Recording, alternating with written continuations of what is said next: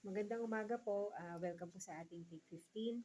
Ang ating pag-aaralan po ngayon ay ang book ng Genesis chapter 11. So, basahin ko po sa inyo yung sa Tower of Babel, NLT version po. At one time, all the people of the world spoke the same language and used the same words. As the people migrated to the east, they found a plain in the land of Babylonia and settled there.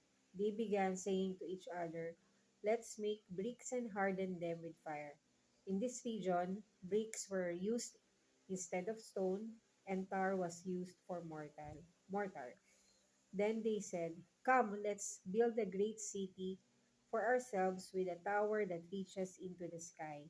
This will make us famous and keep us from being scattered all over the world." But the Lord came down to look at the city and the tower the people were building.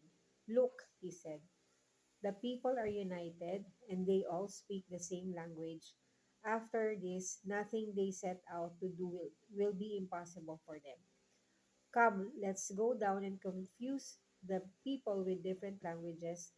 Then they won't be able to understand each other." In that way, the Lord scattered them all over the world, and they stopped building the city. That is why the city was called Babel, because that is where the Lord confused the people with different languages. In this way, he scattered them all over the world.